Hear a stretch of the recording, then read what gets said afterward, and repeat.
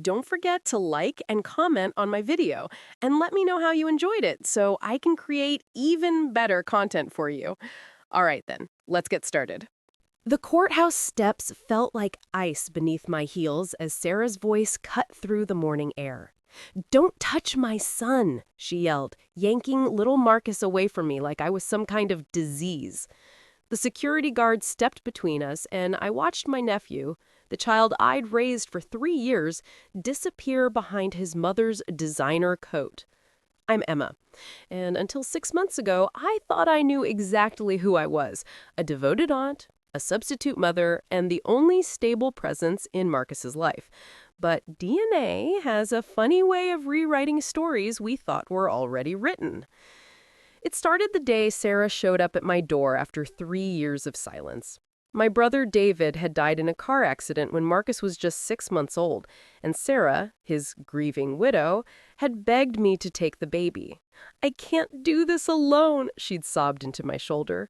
"Please, Emma, you're the only family he has left."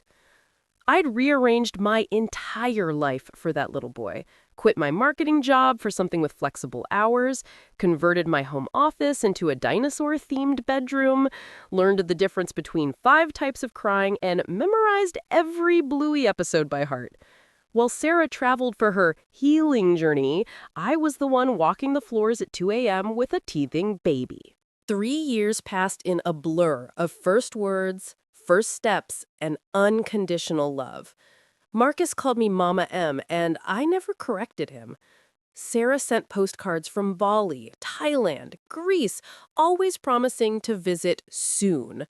The checks she sent barely covered diapers, but I didn't care. This child was my brother's legacy, and I'd protect him with my life. Then Sarah returned, transformed. Gone was the grieving widow. In her place stood a polished woman with a new husband, a mansion in Westchester, and a sudden interest in motherhood.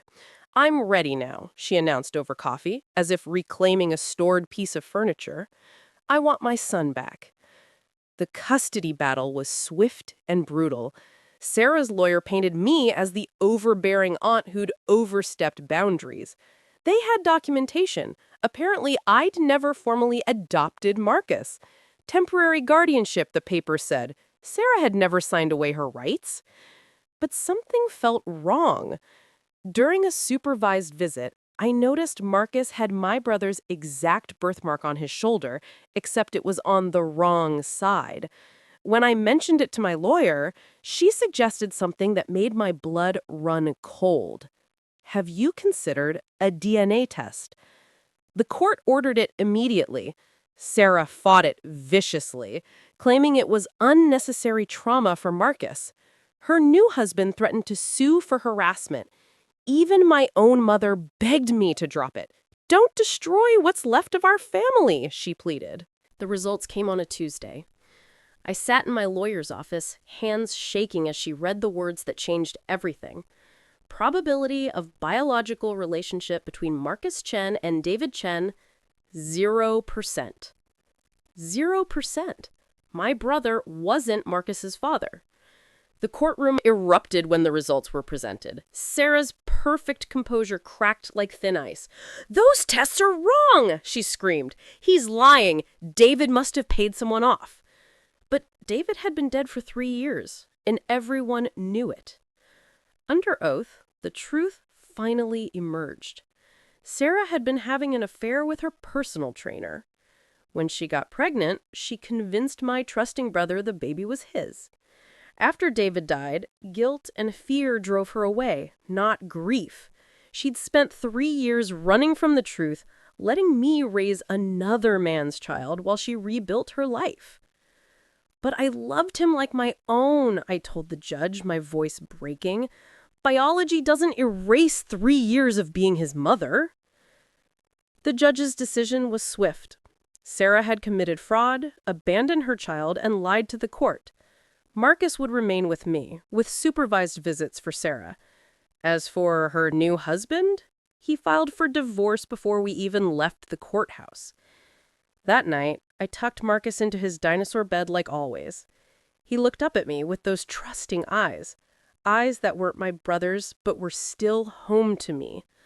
Mama M, are you sad? No, baby, I said, smoothing his hair. I'm exactly where I need to be.